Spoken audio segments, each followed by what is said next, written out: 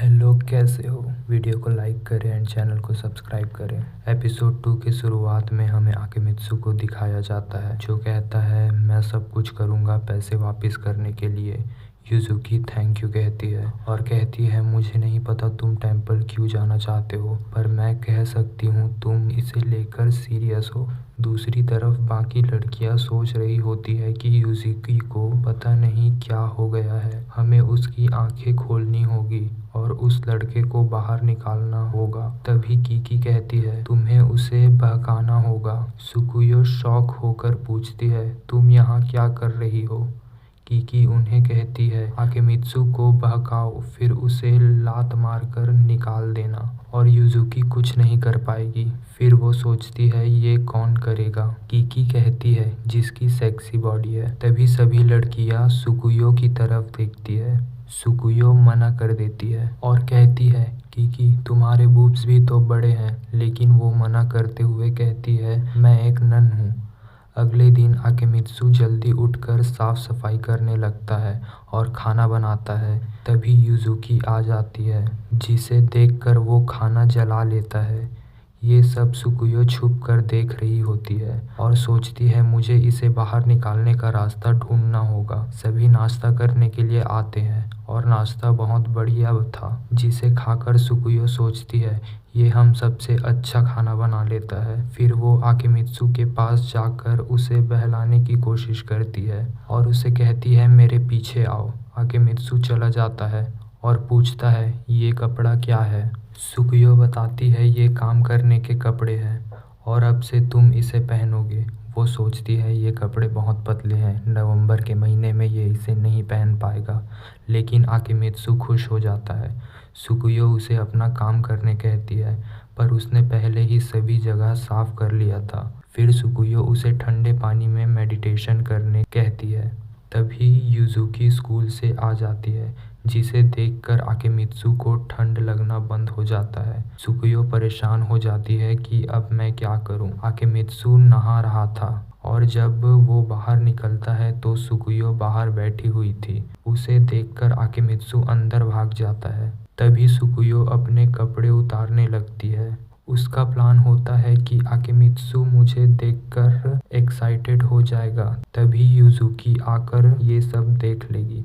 वो सोचती है, मुझे अपनी बॉडी थोड़ी और दिखानी होगी। तभी एक बॉक्स ऊपर से गिरने लगता है और आकेमित्सु उसे बचाता है। तभी एक बॉक्स आकेमित्सु के सिर पर गिरता है और उन दोनों के बीच किस हो जाता है। तभी यूजुकी आ जाती है और ये सब देख लेती है। सुकुयो उसे समझाने लगती है, पर यूजुकी काफी गुस्से में दिखती है। फिर सुकुयो सोचती है, मैंने जैसे सोचा था वैसा ही हुआ।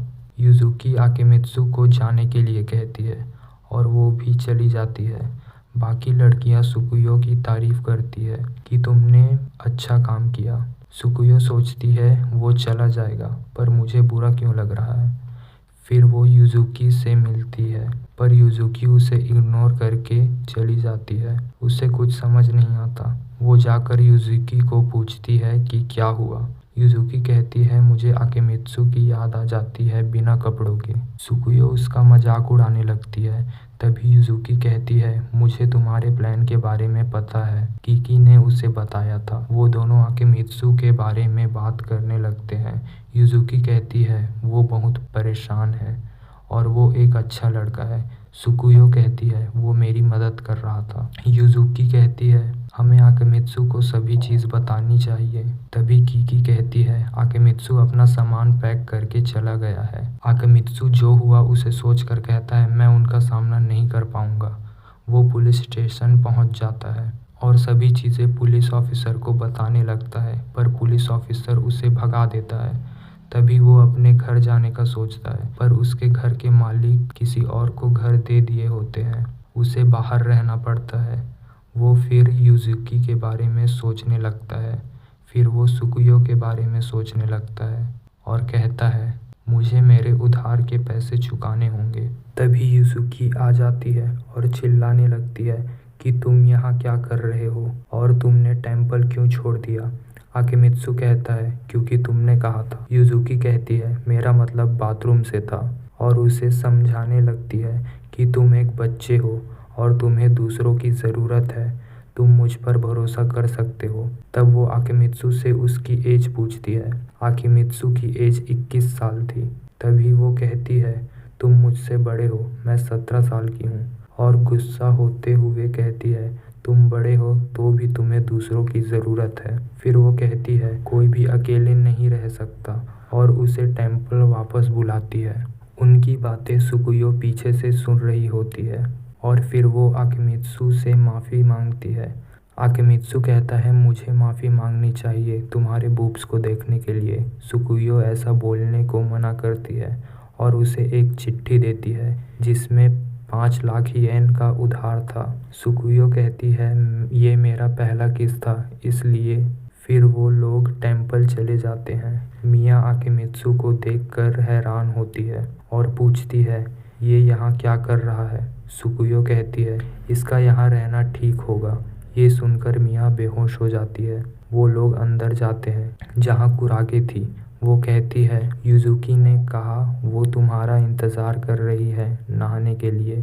कुरागे युजुकी के बारे में बताने लगती है, जिसे सुनकर सुकुयो का सिर दर्द होने लगता है। तभी आकिमित्सु कहता है, तुम्हें अपने बहन के बारे में ऐसा नहीं बोलना चाहिए। और वो युजुकी की तारीफ करने लगता है। फिर वो खाना बनाने के लिए जाने लगता है तो कुरागे उसकी मदद करने के लिए कहती है। वो दोनों खाना बनाने लगते हैं।